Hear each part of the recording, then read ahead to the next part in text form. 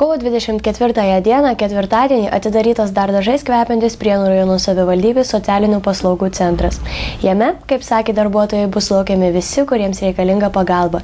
Atidarymo metu prisiminta centro statybų eiga ir pasidžiaugta, jog pagaliau idėja įgyvendinta. Apie veiklą, kurią žada užsiimti centro darbuotojai, papasakojo socialinių paslaugų centro direktorė Aurelija Urbonienė. Ko šiandien visi renkasi į šį centrą ir kas šiandien vyks, papasakokite. Šiandien vyksta atidarymas socialinių paslaugų centro Prienų rajone po projekto vykdymo. Ar ilgai reikėjo laukti, kol pagaliau įsikūrėte šiuose patalpose?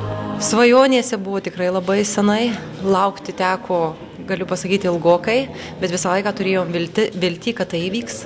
Kokia veikla jūs užsiimsite šiame centre darbuotojai? Šiame centre bus teikiamos dienos užimtumo paslaugos, dienos užimtumas neįgaliesiems, socialinės rizikos šeimų vaikams, pensinio amžiaus žmonėms, aklųjų draugijai ir visai Prienų bendruomeniai, kas norės į mus kreiptis. Kokia būtent veikla galės užsiimti žmonės atėję čia?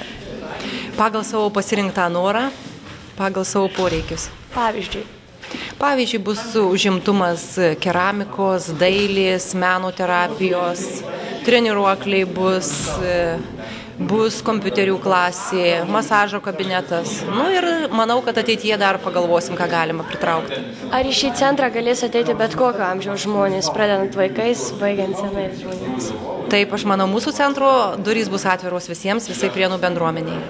O kokie dabar artimiausi jūsų planai, ką greičiausiai žadate padaryti? Ką greičiausiai žadame, tai norime kuo greičiau priimti mūsų neįgaliuosius, kurie labiausiai yra socialiai atskirti ir jiems pirmiausia atverti duris.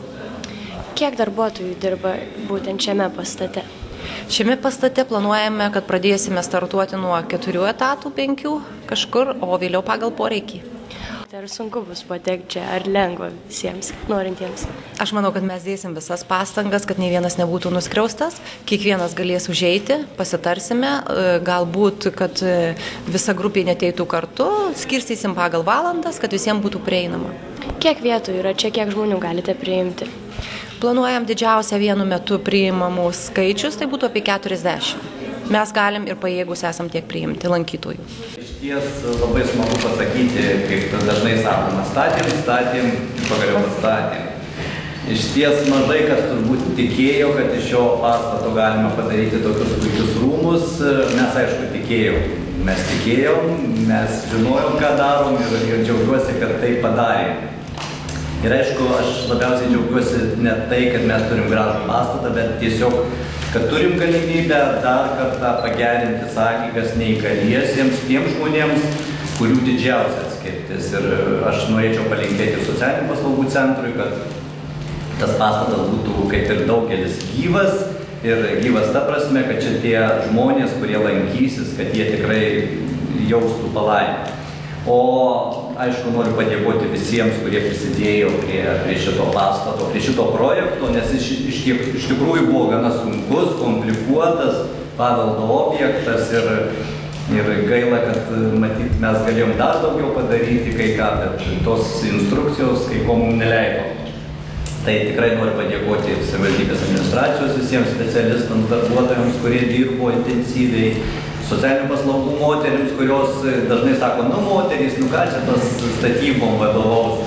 Bet iš ties tas geras pavyzdys, kuomet moterys labai buvo reiklios, įsigilinę ir tikrai statybininkam buvo nelengva, jie dirbo, taisė, bet aš manau, dėl to bendras darbas, bendras tas kūrinys labai geras. Ir noriu padėkoti, aišku, ir statybininkams, kurie kantriai darė savo darbus ir manau, padarė gerą darbą.